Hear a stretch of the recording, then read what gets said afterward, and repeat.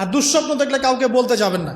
দুঃস্বপ্ন দেখলে কাউকে বলতে যাবেন না। যদি দেখেন রাতের বেলা দুঃস্বপ্ন দেখছেন, দুঃস্বপ্ন যদি দেখেন তাহলে বাম দিকে 3 বার থুতু ফেলবেন, থুতু ফেলার ভান করবেন, তারপরে পাশ পরিবর্তন করে ঘুমাবেন। দুঃস্বপ্ন মানুষ দেখতে পারে, আর দুঃস্বপ্ন শয়তানের পক্ষ থেকে দেখানো হয়।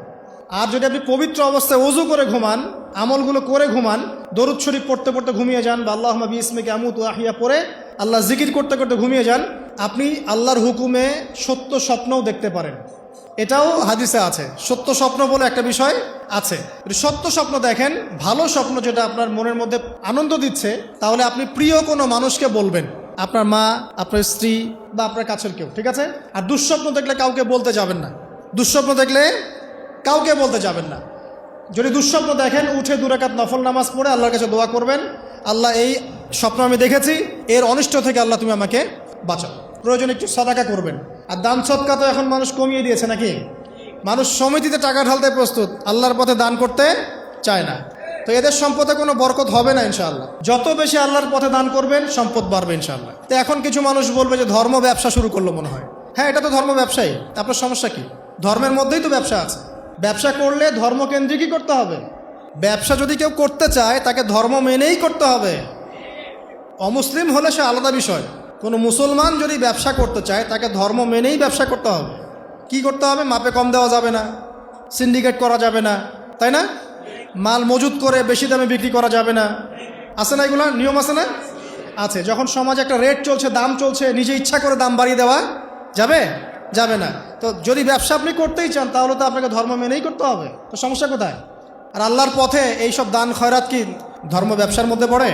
এগুলো তো ইসলামের কল্যাণেই প্রয়োগ করা হবে। মসজিদ করার ক্ষেত্রে, মাদ্রাসা করার ক্ষেত্রে, মাহফিল করার ক্ষেত্রে, দিনের প্রচার প্রসারের স্বার্থেই তো এগুলো করা হবে। তো দিনকে কেন্দ্র করে, দিনকে এগিয়ে নেওয়ার জন্য যদি দান সদকাও ব্যবসা হয়ে যায়, তাহলে দুনিয়া এগিয়ে নেওয়ার জন্য আপনারা যা করছেন, এটা তো দুনিয়া ব্যবসা, তাই না? একটা পলিটিক্যাল দলকে ক্ষমতায় নিয়ে যাওয়ার জন্য যা করছে, এটা তো পলিটিক্যাল ব্যবসা। একটা আদর্শ দর্শন সমাজে প্রতিষ্ঠার জন্য যা করছে, এটা তো আদর্শিক ব্যবসা হচ্ছে। তাহলে জায়নিজম প্রতিষ্ঠা করতে যাচ্ছেন, তো এটা জায়নিজম ব্যবসা হচ্ছে। কমিউনিজম প্রতিষ্ঠা করতে এটা কমিউনিজম ব্যবসা হচ্ছে। মানে সব তো ব্যবসা হচ্ছেই। তাহলে শুধু ধর্মের দিকে চোখ দেন কেন? আশ্চর্য ব্যাপার। তো ধর্মের বিষয়ে তো মানুষ সৎকা করবেই। দান সৎকা না করলে মানুষের সম্পদ বাড়বে কীভাবে? যাকাত, দান সৎকা এগুলো ইসলামের অংশ। আল্লাহ পাক আমাদেরকে বেশি বেশি দান সৎকা করার তৌফিক দান করুন। তারপরে চলে আসেন, এইভাবে রাতে আমলগুলো গুছিয়ে শেষ রাত্রে ওঠার চেষ্টা করে। আমি যে বললাম, রাতটাকে এনজয় করার জন্য আল্লাহ পাক বলেছেন, একদম শেষ রাত্রে আল্লাহ পাক ওঠার তৌফিক সবাইকে দান করুন।